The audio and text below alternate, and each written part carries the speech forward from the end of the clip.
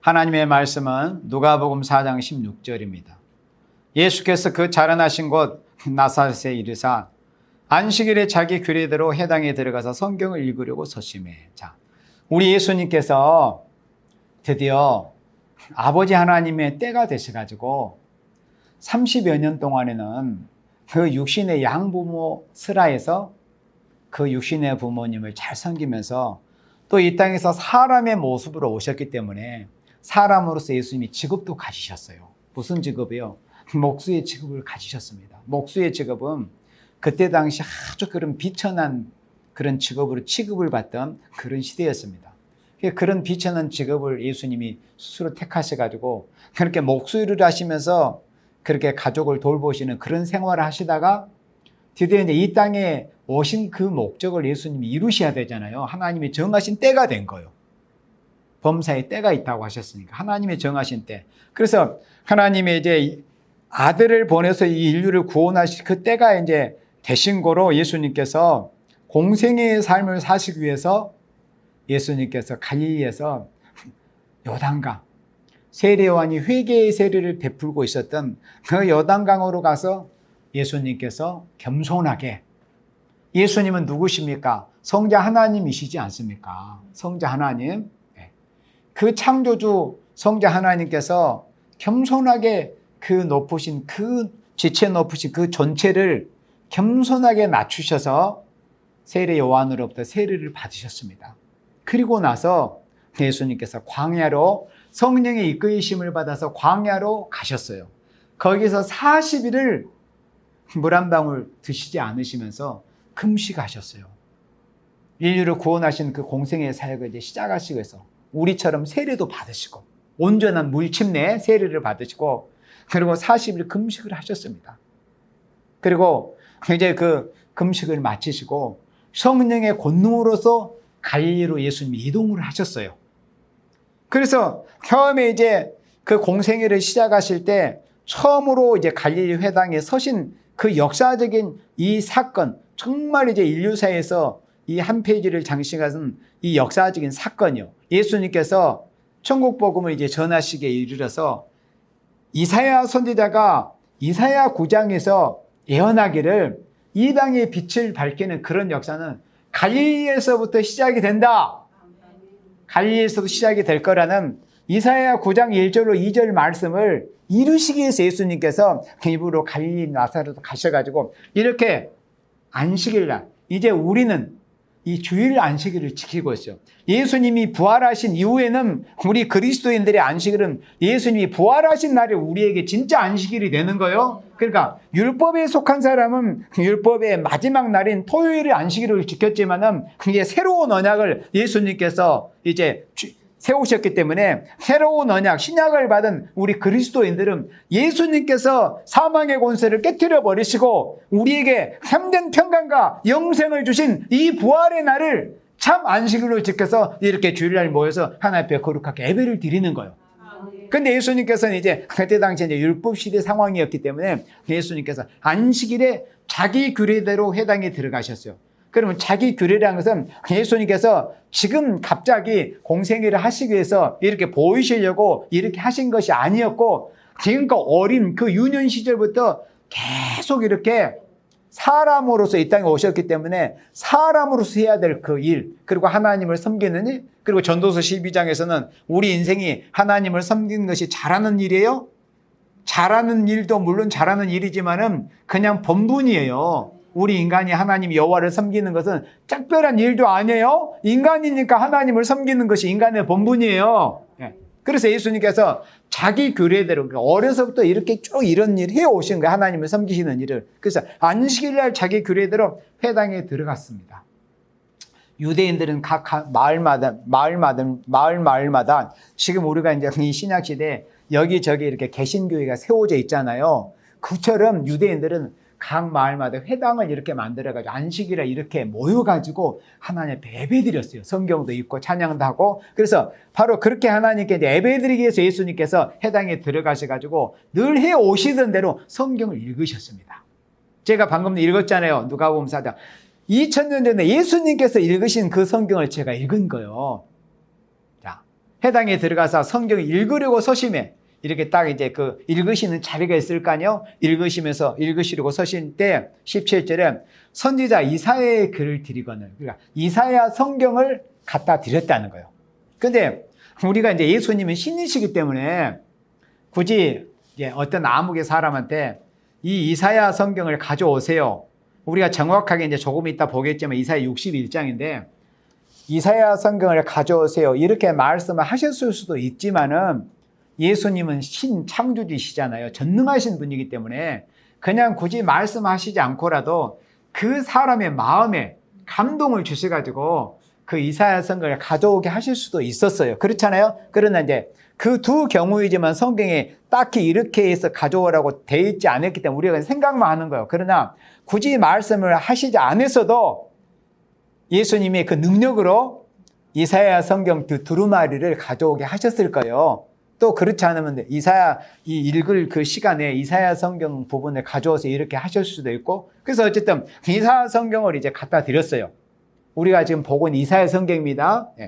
그래서 그 이사야 이제 성경이 기록된 그 두루마리를 예수님께 갖다 드렸어요.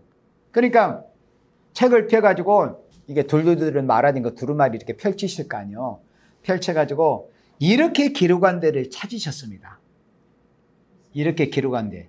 자, 어떻게? 18절에 곧 주의 성령이 내게 임하셨으니. 우리가 어제도 이 말씀을 오후에 보았었죠. 그러니까 예수님께서 이 말씀을 굳이 이 말씀을 찾으셔서 읽으셔야 돼요. 지금 예수님께서 이 자리에 서셔가지고는 다른 성경을 읽어서는 안 되는 거예요. 물론 다른 성경을 읽으실 수도 있지만은 이 땅에 오신 목적을 이루셔야 되기 때문에 예수님께서 왜 굳이 이사야 61장을 읽으실 수밖에 없었던가? 그것은 예수님께서 이 땅에 오셔가지고 초림 메시아로서 하셔야 될 그 사역 그리고 오신 목적을 이사야 선지가 성령의 감동으로 지금부터 2700년 전에 그렇게 이사야 61장 1절에 기록을 해 놓으셨기 때문에 다른 성경도 선지서도 많이 있고 율법서도 많이 있었지만 예수님께서는 반드시 이 구절을 꼭 읽으셔야 돼요. 왜? 예수님이 이 땅에 오신 그 목적을 여러 사람들한테 많이 나한테 이제 공포를 해야 되기 때문에 내가 하나님의 아들로서 인류를 구원하러 왔다. 메시아의 사역을 하기 위해서. 그런데 그때 당시에 유대인들이 지니고 있었던 그 메시아가 이런 메시아가 아니었어요. 영웅적인 메시아, 자기네들이 앞자고 있던 그런 로마 정권을 뒤집어 엎고 뭐 자기네들이 유대인들이 세계를 정복해가지고 그런 나라 시온을 세워가지고 다스리 이런 걸 꿈꿨지. 오셔가지고 이렇게 주의 성령이 임하셔가지고 가난한 데를 찾아다니고 죄인들을 이렇게 붙여 이런 메시아를 기다렸던 게 아니에요. 그래서 예수님께서 오셔가지고 이 성경 말씀을 굳이 찾으셔가지고 읽으신 겁니다. 주의 성령이 내게 임하셨으니까 주의 성령이 내게 임하셨다는 건 예수님은 굳이 뭐 특별히 성령을 안 받으셔도 되잖아요. 근데 사람으로 오셨기 때문에 성신을 받으셔야 돼요. 사람의 모습으로 오셨기 때문에. 그래서 주의 성령이 내게 임하셨던 이 말씀이 이루어짐으로써 예수님은 그리스도가 되신 거예요. 메시아, 기름 부음을 받으신 분이 된 거예요. 주의 성령이 내게 임하셨으니. 그러니까 이 말씀이 예수님께 이루어져야 예수님이 그리스도가 된 거예요. 메시아가. 그리고 이는 가난한 자에게 복음을 전하게 하시려고. 그리고 예수님이 이 땅에 오신 목적이 뭐냐? 기름 부음을 받은 그리스도로서 가난한 자에게 복음을 전하기 위해서 내가 왔노라는 것을 이사야가 예언한 그 예언의 말씀을 들어서 이렇게 이사야의 예언의 말씀이 당신을 통해서 이렇게 성취되고 있다는 것을 공포하는 거예요. 가난한 자에게 복음을 전하게. 여기서 가난이라는 것은 물론 물질적인 가난도 일 수도 있어요. 물질적인 가난일 수도 있지만은 진짜 여기서 성경에서 말씀하시는 본 뜻은 뭐냐면 심령의 가난입니다. 만약에 물질이 가난한 부자는 뭐 아무도 천국 못 가게. 물론 이제 복음을 받고 이제 그런 것이 복음적으로 이제 바뀌어야 되지만은 여기서 말씀하는 이 가난한 자라는 것은 심령의 가난입니다. 심령의 가난. 가난한 자에게 복음을 전하게 하시려고 내게 기름을 부으시고, 그러니까 주의 성령이 임하셨다는 말씀이나 내게 기름을 부으셨다는 말씀이 동일한 의미입니다. 기름 부음을 받으셨다. 성령의 기름 부음을. 그리고 나를 보내사. 누가 사실은 예수님을 보내신 거예요? 여호와 하나님이 보내셨잖아요. 여호와 하나님, 성부 여호와 하나님께서 아들 예수님을 보내신 거요. 이 땅에 나를 보내사 포로된 자에게 자유를, 이 포로, 죄의 포로, 마귀 사단에게 얽혀매가지고 포로가 돼 있었어요. 우리 인생은 죄의 포로, 마귀의 포로. 그런데 예수님이 이 땅에 오신 목적이 뭐였냐면은 그 마귀의 포로, 죄의 포로된 자에게 참된 자유를 주시기 위해서 오셨다는 것을 예수님이 이사야가 예언한 이 예언의 말씀을 읽으시면서 공포하시는 거예요. 그리고 눈먼 자에게 다시 보게 하는. 여기서도 똑같은 원리입니다. 실제로 여기는 육신의 눈이 보이지 않는 분도 해당이 될 수도 있어요. 예수님이 실제로 오셔서 바디머의 눈을 보게 해주셨잖아요. 그러나 여기서의 말씀하신 이 말씀의 본 뜻은 참된 생명의 빛을 보지 못하는, 죄를 범해가지고 영이 죽게 돼가지고 이 영적인 소경이 돼서 참된 진리도 참된 생명도 하나님도 배울 수 없는 이 소경된 인생들에게 영적 눈이, 믿음의 눈이 띄어지게 해가지고 생명의 빛을 보고 하나님을 배울 수 있도록 하는 그런 목적으로 이 땅에 오셨다는 것을 이렇게 읽고 계시는 거예요. 눈먼 자에게 다시 보게 함을 전파하며, 그리고 눌린 자를 자유케 하고, 실제로 마귀에게 눌려있고 죄 아래 눌려있고 또 어떤 정치적으로 억압을 받고 있는 그런 생명들도 예수님의 복음이 들어가면 이제 해방을 받게 되는 이런 역사가 있어요. 그러니까 이런 일을 위해서 예수님이 오셨다는 것을 공포하시기 위해서 반드시 율법서 또 선지서 이런 구약 성경이 있었지만은 굳이 이사야 성경을 이렇게 읽으셨다. 이 땅에 오신 목적을 이제 밝히시기 위해서 이 안식일날 예수님께서 이 자리에 서셔가지고 이사야 61장 지금 이 말씀을 읽으신 것은 메시아로서 출정식이라고 보시면 돼요. 메시아로서 출발하는 시점에서 그냥 공생애를 내가 이렇게 시작을 하겠다. 인류를 구원하는 이런 역사의 출발점이다. 출발을 한다. 이거 공포식이에요. 공포식. 출정식. 그리고 19절에 주의 은혜를 전파하게 하려 하십니다. 하였더라. 책을 덮어. 예수님이 딱 여기까지만 읽어버렸어요. 그리고 책을 덮었어요. 그래서 우리가 생각없이 읽으면은 그냥 왜 책을 덮었는지도 생각하지 않고 그냥 읽고 지나갈 수도 있어요. 그러나 이제 우리가 예언의 말씀을 통해서 의미를 알고 보면은 정말 여기에서 예수님께 이 시점에서 정확하게 왜 굳이 여기서 그 이후에도 이사야 61장이 계속 이어지고 또 이사야 성경 66장까지 계속 이어지잖아요. 근데 왜 여기서 굳이 한 구절 정도만 읽으시고 책을 덮으셨는가? 이 의미를 우리가 알아야 돼요. 그래야 시대를 정확하게 분별할 수 있습니다. 책을 덮었어요. 어디까지 읽으시고 교회의 은혜의 해를 전파하게 하려 하심이라. 여기까지 읽으시고 그리고 책을 덮어서 그 맡은 자에게 주셨습니다. 그리고 앉으시니 회당에 있는 자들이 다 주목하여 보더라. 예수님이 이렇게 성경을 읽으신 걸 보고 뭔가 예수님께로부터 달라진 모습인지 보이신 거예요. 전에 자기들과 늘 같은 동네에 사는 사람으로서 서로 육적으로 아는 관계, 인간 대 인간으로 이렇게 봤는데 예수님이 이렇게 이제 세례 받으시고 금식하시고 오셔가지고 서신 그런 모습은 뭔가 사람들이 분명히 달라 보였을 것이 틀림없을 것입니다. 그러니까 다 주목하여 봤어요. 뭔가 이상하다. 뭔가. 그게 느껴질 거 아니에요. 그러니까 다 주목하여 보더라. 21절에 이에 예수께서 저희에게 말씀하시되 이 글은 이사야 성경 61장 1절 말씀이에요. 방금 읽으신 말씀. 이 글이 오늘날 너희 귀에 응하였느니라. 유대인들은 과거 선지자들이 예언된 그 말씀이 언제나 이루어질까? 예나 제나 그렇게 학수고대하고 있었는데 드디어 예수님께서 선포하신 거예요. 이 글이, 그러니까 선지자 이사야가 예언된 그 예언의 말씀이 지금 방금 여기 읽으셨던 이 말씀이 너희들의 귀에 이제 응하게 되었다. 선지자 예언의 말씀이 이렇게 이루어지기 시작을 했다. 이 역사적인 이 장소에 너희들은 지금 보고 이 말씀을 들었다는 것을 예수님이 말씀하신 거예요. 그럼 왜 여기까지 책을 읽고 덮으셨을까요? 예수님은 초림 예수님께서는 딱 여기까지 기록된 예언의 말씀들을 역사하시기 위해서 오셨던 거예요. 예. 이사야 성경 61장이 이제 계속 이어지는데 그러면 우리가 여기에서 이사야 61장으로 넘어갑니다. 예수님께서 그때 당시 어떤 성경을 읽으셨는가를 성경 원본으로 이제 보는 거예요. 성경 원본을. 자, 이사야 61장 봅니다. 이사야 61장. 그때 당시 2000년 전에 예수님이 읽으셨던 성경이 바로 이 성경이었어요. 이사야 61장. 그리고 예수님께서 그때 당 이 성경을 읽으셨어요. 우리처럼 이 성경을 읽으셨어요. 예수님이. 자, 1절에 주 여호와의 신이 내게 임하셨으니.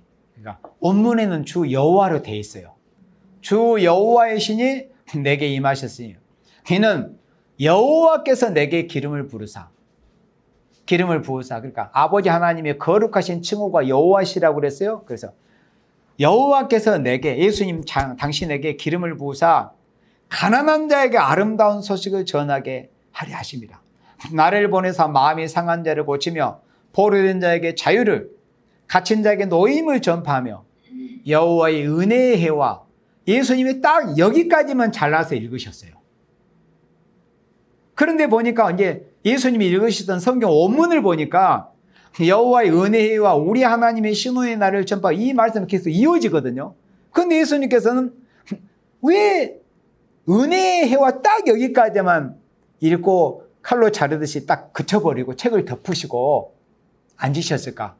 궁금하잖아요, 여러분들. 네, 물론 여러분들이 들어서 아시는 분은 아시겠지만은 그것은 초림 주님의 그 사역, 초림 주님의 사명은 바로 여기까지다 하는 것을, 그 사명적인 겸손을 표하시기도 하고, 초림 메시아께서는 바로 이 일을 위해서 오셨다는 것을, 그 한계를 지어주시기 위해서 딱 거기까지만 책을 읽고 덮으신 겁니다.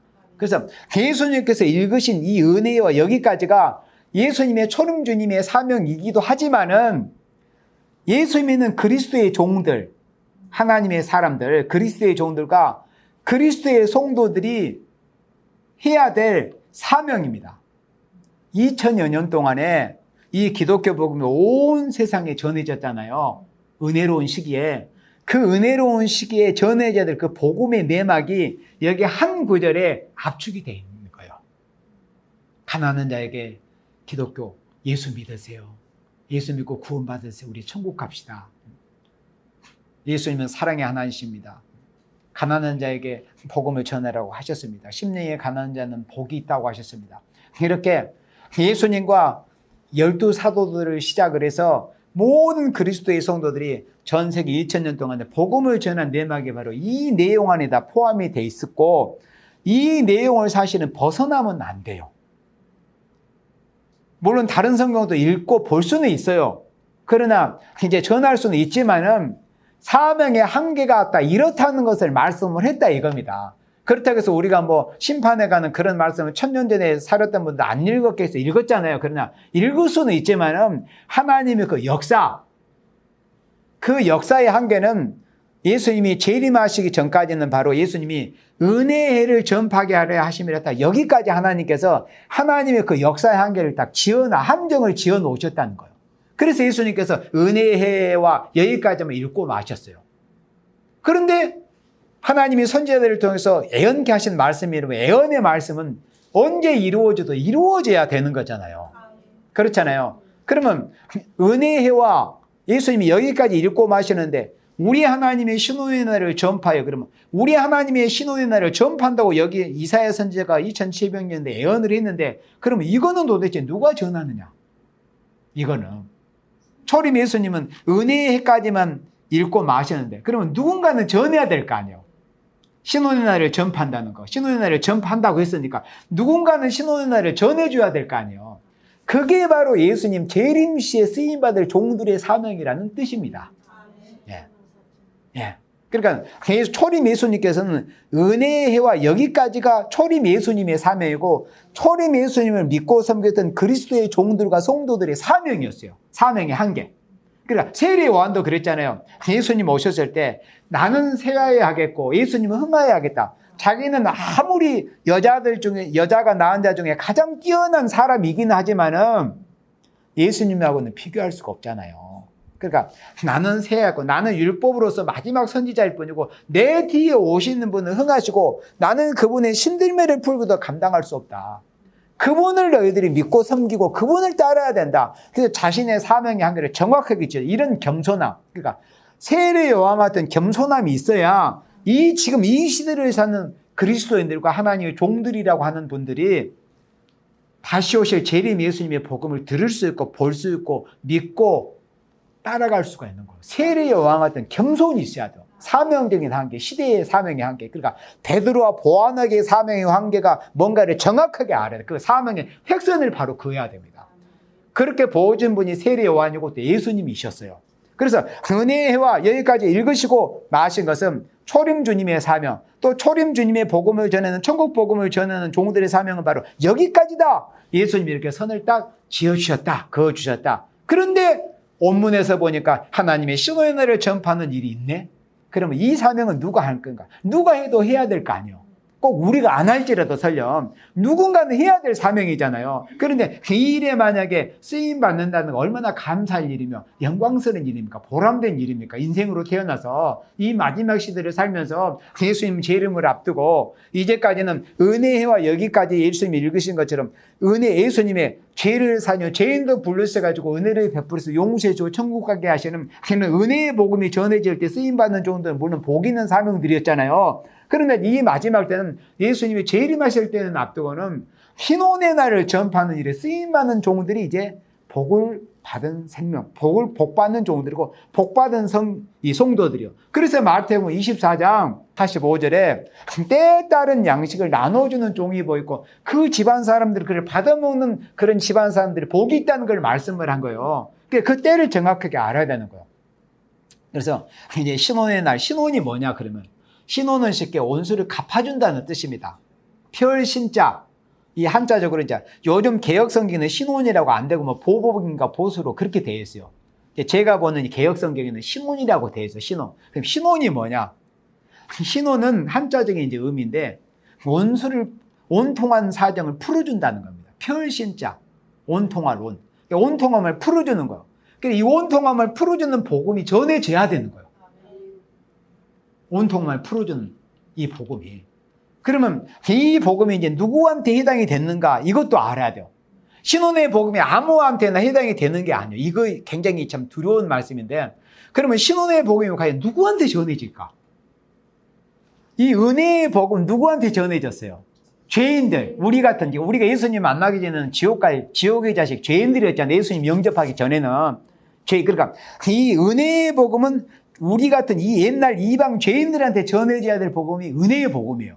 그런데 신혼의 이 날을 전파하는 신혼의 복음은 누구에게 전해져야 하는 것을 내 주관적인 생각이 아니고 여기 성경을 보세요. 그 다음에 여기 누구한테 신혼의 날을 전파하느냐 할 때 누구에게 모든 슬픈 자를 위로하되 그러니까 슬픈 자에게 전해지는 게 신혼의 복음이에요. 그럼 이 슬픔이 뭐냐? 그냥 하나님도 모르는 이방인들이 돈 벌다가 사업에 실패해가지고 앓고 망했네 이렇게 슬퍼하는 게 아니고 여기서 또 말씀했어요. 그 슬픈 자는 정확하게 어떤 슬픔이냐 어디에서 당한 슬픔이냐 하는 것을 3절에서 말씀할 때 어디에서? 시온에서 슬퍼하는 자. 그러니까 신혼의 복음은 예수 믿다가 예수님의 뜻대로 예수님의 말씀대로 하나님 나라를 해서 충성한 지시를 다해보려고 하다가 복음 전하려고 하다가 교회 섬겨보려고 하다가 내 형제자매 살려보려고 하다가 그런 당하는 슬픔, 그런 아픔, 그런 상처, 그런 생명들에게 전해지는 복음이 무슨 복음이다? 신혼의 복음이다. 아멘. 아시겠죠? 예. 그러니까 은혜의 복음은 누구에게? 옛날 우리 이방 죄인들, 우리 같은 옛날 이방 죄인들한테 전해지는 복음이 은혜의 복음이에요. 천국 복음. 그 사명이 베드로 사명이에요.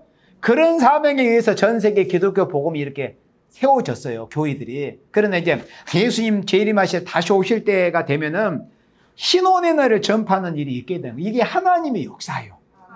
어제 우리 하나님의 3대 역사 들으셨잖아요. 그러니까 이 마지막 하나님의 3대 역사에서 온통함을 풀어주는 역사가 있다. 온통함을 풀어주는 복음이 전해지는 일이 있다는 거예요. 이게 세를 고하는 역사예요.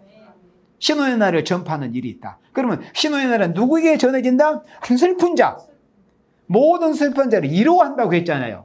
그러니까 슬픈 자를 위로해 주는 게 신혼이에요. 슬픈 자를 위로해 주는 게 신혼이에요. 예.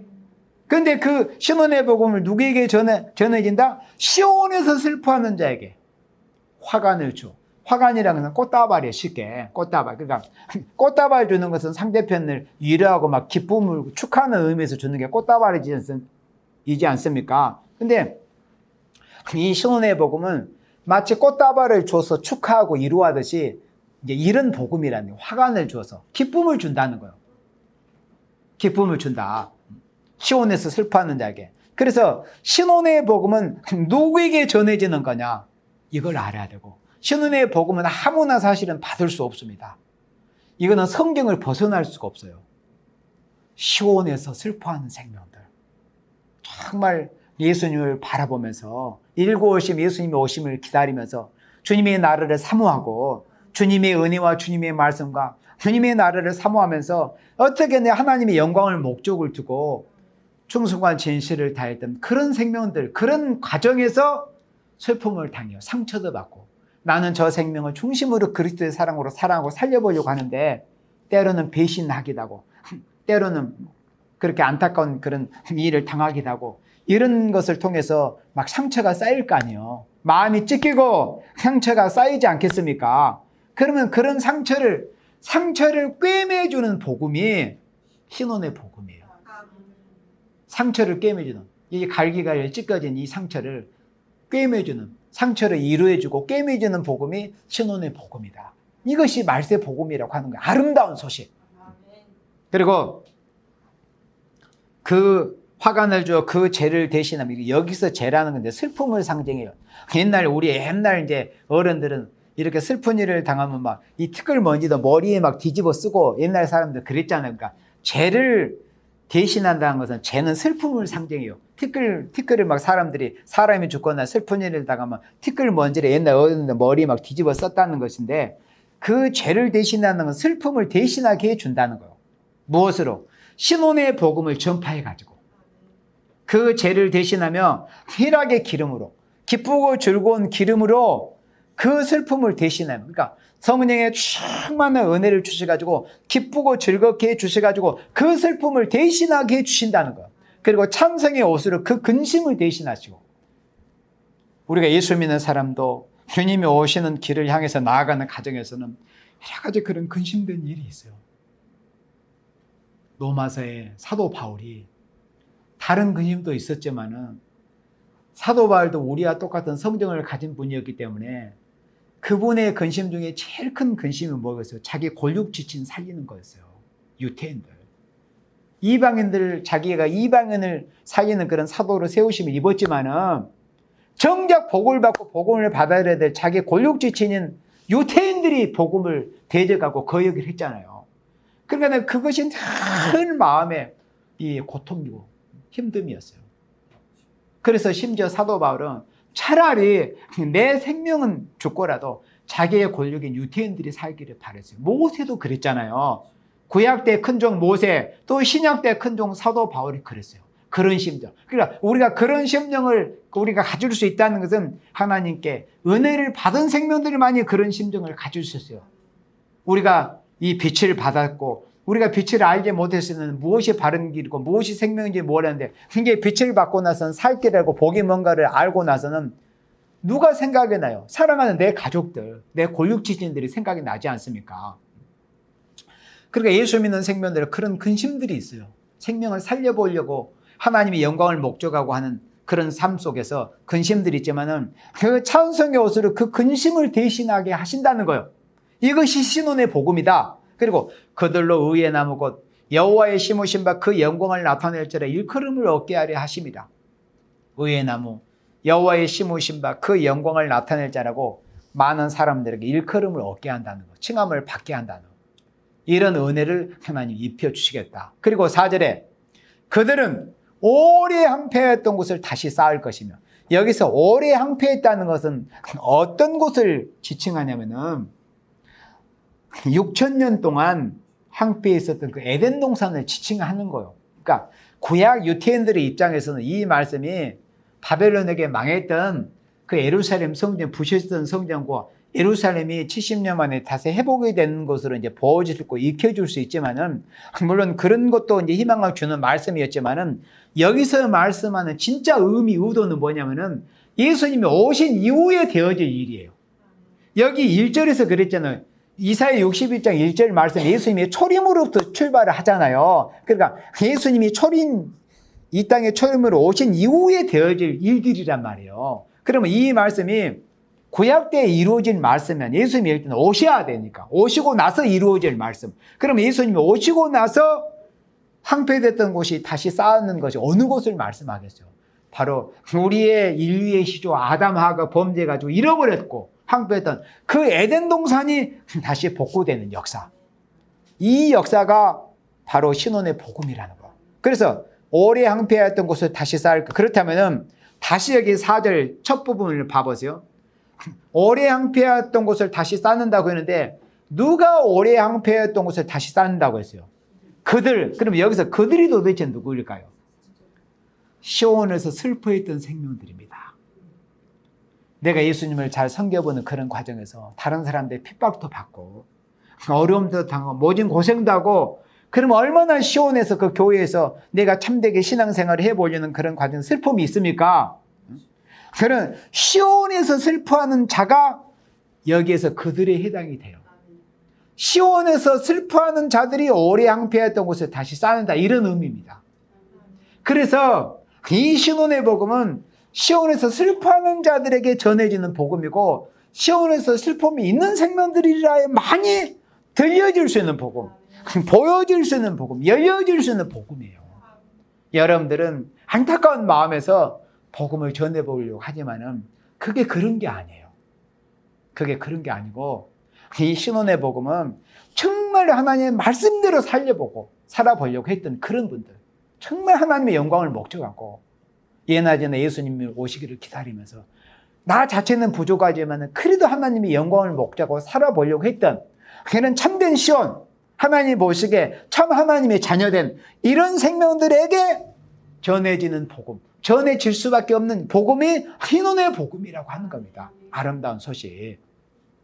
그리고 예로부터 무너진 곳을 다시 일으킬 것이며, 이제 같은 뜻이에요. 황폐된 곳이나 예로부터 무너진 곳이 다 에덴 동산을 의미하는 거. 이 땅에 예수님이 이루어진 천년 안식 시대가 이루어집니다. 자, 그리고 황폐한 성 없고 대대로 무너져 있던 것들을 중수할 것이며, 그럼 대대로 무너져 있다는 것은 이제 우리가 어느 정도 시간을 알잖아요. 지나간 시간이니까 6천여 년 동안 무너져 있었던 그 에덴 동산을 다시 복구하는 역사. 이 역사에 쓰임을 받는다는 건, 누가? 시온에서 슬퍼했던 생명들이 이 역사에 쓰임을 받을 수 있다.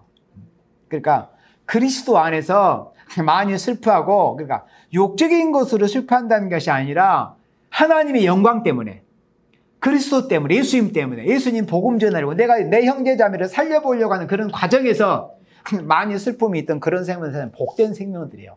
그 생명들에게 이 신혼의 복음을 전해지게 하나님이 그렇게 역사를 하신다는 겁니다. 그리고 6절에 5절에 외에는 서서 너희 양떼를 칠 것임. 그럼 여기서 똑같은 원리예요. 그러니까 이 성경은 원리만 알면 아주 쉬워요. 읽어만 봐도. 여기서 그러면 외인은 어차피 누구겠어요? 그러니까 시온에서 슬퍼했던 사람들이 해당이 안 돼요. 외인이니까 바깥 사람들이. 그러면 여기서 외인은 서서 너희 양떼, 여기서 말씀은 너희가 바로 시온에서 슬퍼했던 생명들이에요. 너희 양떼를 친다. 그러니까 주님 나라에 가서 에덴 동산 이 땅에서 천년 동안 회복이 돼가지고 그리스도의 날에서 왕권의 축복을 받을 생명들입니다. 그러면 이제 여기서 외인들은 앞으로 5개월 환란 때 셀 수 없는 큰 무리가 큰 환란 가운데서 나온다고 계시록 7장에 예언이 되어 있어요. 바로 그들을 말씀을 한 거예요. 그들은 이 땅에서 살아날 동안 상급이 없는 사람들이에요. 거의. 왜?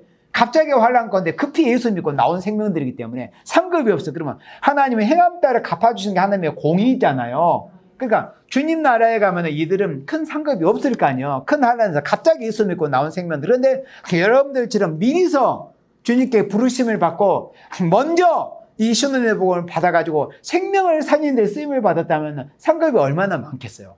그러면 주님의 나라에 가서 큰 환란 가운데서 나온 이 외인이라고 여기서 표현된 이런 생명들이 섬겨주는, 그리고 섬김을 받아요. 여기서 말씀은 너희 시온에서 슬퍼하는 생보다 이 땅에서 모진 고통, 모진 고생을 했지만은 주님 나라에 가서는 섬김을 받는다니까요.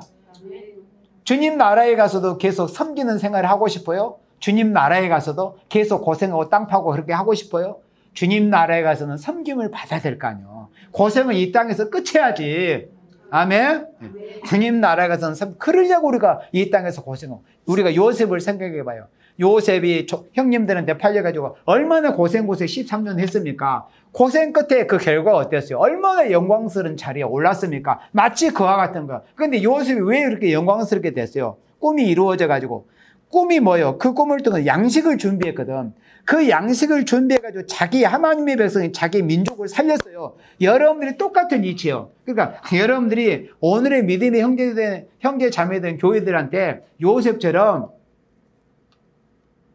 핍박을 받고 또 쫓아냄을 당하고 이럴지라도 요셉은 그런 고통 가운데서 양식을 준비해가지고 자기 가족을 살렸단 말이죠. 여러분들의 사명이 딱 그런 요셉과 같은 사명이어야 돼요.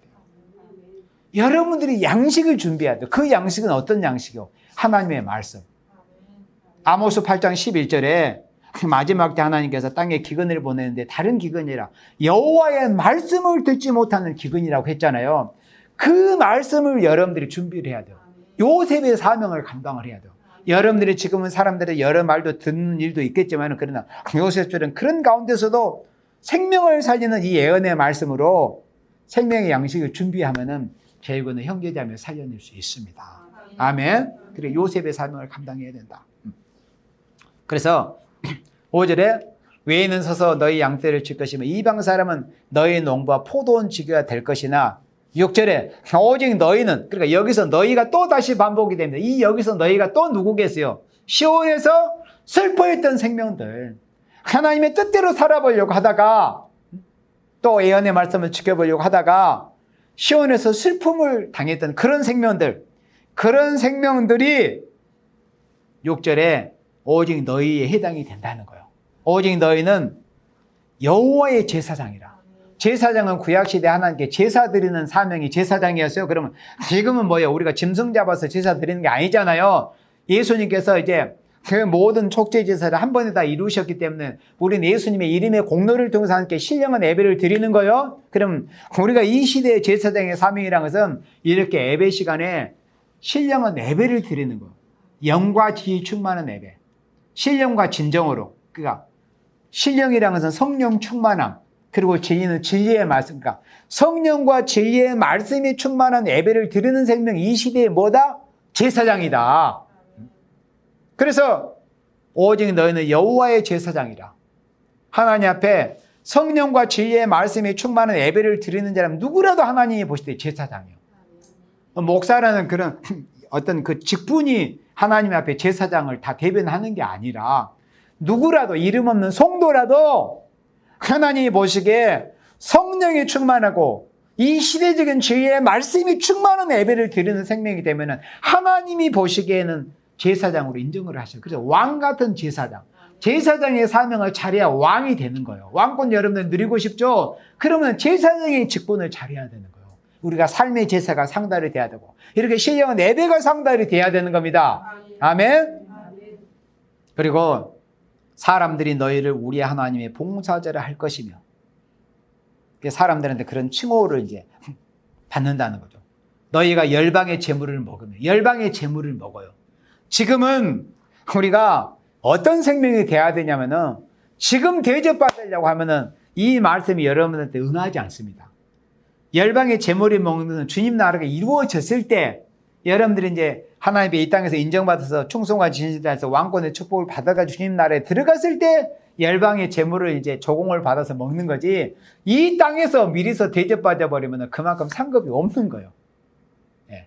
이 땅에서는 어떻게 해야 돼요? 섬기는 사람이 돼야 돼요. 어떻게 하든지 자기가 능력만 있다면 섬기고 베풀고 나눠주는 생명이 돼야 돼요. 실제로 그렇게 해야 돼요. 그렇게 못하니까 그렇게 한 종들을 함부로 판단하고 이상한 프레임을 씌워가지고 그렇게 말을 해야 되는 거예요. 자신들이 그렇게 못하기 때문에. 어떻게 하든지 우리는 할 수만 있다면 섬겨야 된다. 베풀어야 된다. 나눠야 된다. 그러면은 진짜로 이렇게 열방의 재물을 조공으로 받아서 누리는 이런 영광을 받게 되는 거예요. 주님의 나라에서. 예. 그래서 열방의 재물을 먹으며 그들의 영광을 얻어 자랑할 것이며, 지금은 자랑은 고사하고 7절에 너희가 수치 대신에 배나 얻으며, 지금은 자랑은 고사하고 지금 수치를 받아야 돼요. 그러니까 지금 우리가 예수님의 이름 때문에 어디 가서 막 사람들의 칭송이나 받고 영광이나 받고 이렇게 되면 그건 잘못된 지식, 잘못된 신앙이에요. 지금은 사람들한테 수치를 당하고 욕을 듣고 뭐 이단 소리를 설령 듣더라도 여기서 너희가 수치 대신에 배나 얻는다고 했기 때문에 이 말씀도 응해야만이 영광을 얻을 거 아니에요. 그러면 지금 우리가 이 땅에서는 영광이 아니라 수치를 받아야 될 때요. 말씀을 바로 전하고 하나님의 말씀대로 살아보려고 하면은 다른 사람들이 평소에 그 육신의 관계가 있던 사람들을 그렇게 곱게 보지 않을 겁니다. 네가 뭐 언제부터 예수 그렇게 믿었니? 언제부터 말씀대로 살려겠니? 막 이렇게 비아냥도 하고 그럴 겁니다. 그러나 이 땅에서는 어쨌든 수치를 당해야 돼. 이걸 각오해야 돼요. 그래야 영광에 참여할 수 있는 거예요. 그런데 그게 싫기 때문에 복음대로 살지 못하고, 그게 싫기 때문에 여호와 세례를 구하는 그 하나님의 놀라운 쓰임을 받기 싫어하는 거예요. 그 수치 때문에, 수치 당하기 싫기 때문에. 예수님이 고통 때문에 십자가 지기 싫어하셨다는 것을 한번 가정을 해봐요. 우리는 어떻게 해요? 우리는 지옥의 자식이에요.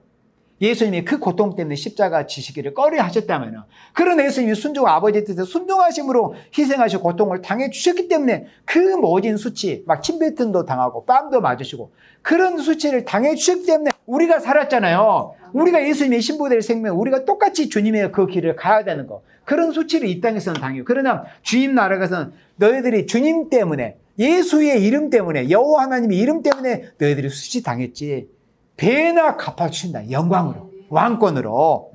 그래서 너희가 수치 대신에 배나 얻으며 능욕 대신에 분깃을, 능욕을 당하는 거예요. 그냥 온갖 욕을 다 듣고 능욕 대신에 분깃이 인하여, 분깃이라는 것은 일한 대로 갚아주는 거요. 분깃이 인하여 즐거워할 것이라. 그리하여 고토에서, 여기가 고토가 또 어디예요? 고토. 고토는 옛날 땅인데 어디를 가리킬까요? 에덴 동산. 고토에서 배에 낳고 영영한 기쁨이 있으리라. 고토. 여러분들 고토로 돌아가고 싶죠? 우리 인생의 본향이 에덴 동산이었잖아요.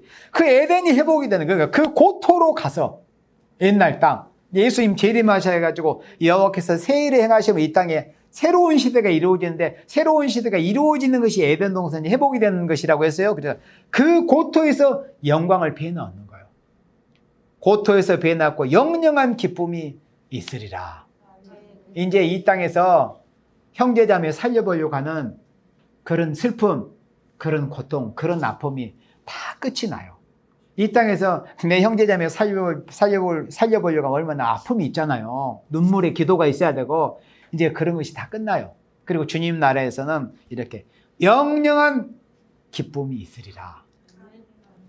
이런 날이 다가오고 있어요. 그런데 이 영광에 참여하려면 어떻게 해야 돼요? 지금은 시온에서 슬퍼하는 사람이 해당이 돼야 돼요. 에스겔 9장 4절 말씀에서도 예루살렘의 가정한 일로 인하여 탄식하며 우는 자의 이마에 인을 치라고 그랬어요. 하나님께 표하라고. 그러니까 어떻게 하든 지금은 탄식하며 많이 울려고 하는 생명이 돼요. 탄식하면서 어떻게 하면 내 형제자매를 살려보려고 할까? 저 불쌍한 생명들을 살려보려고 할까? 하나님의 백성이라고 이름은 하지만 아무것도 모르고 지금 때가 어느 때인지를 모르고 잠꼬대면 깊은 잠에 빠진 연하가 배 밑창에 들어가서 깊은 잠에 빠져 있었잖아요. 그러니까 연하처럼 깊은 잠에 빠지는 저 교회 저 생명들 어떻게 하면 살려볼까? 이런 탄식이 있는 시온에서 슬퍼하는 생명들이 돼야 됩니다. 그런 생명들에게 신혼의 복음이 전해진다. 그래서 그 신혼의 복음대로 하나님께서 온통한 사정을 풀어주시는 그런 일이 있다. 그 신혼의 역사를 통해서 온통함을 풀어주는 그 역사가 하나님께서 세리 행하셔가지고 이 땅에 아름다운 새 시대를 이루시는 역사라는 거예요. 그 역사에 쓰임받기 위해서 하나님께서 여러분들을 택하시고 이렇게 불러주셨다. 그래서 우리가 주님이 오시는 그날까지 시온에서 슬픔이 있을지라도 이 복된 말씀이 내게 응하는구나 하면서 감사하면서 우리가 인내하고 참고 더욱더 우리가 눈물로서 형제자매로서 기도하다가 이제 예수님이 신혼해 주시는 그날에 우리가 신혼을 받아서 주님 나라에서 주님과 더불어서 왕권에 참여할 수 있는 여러분들이 되시기를 주님의 이름으로 축복합니다. 아멘.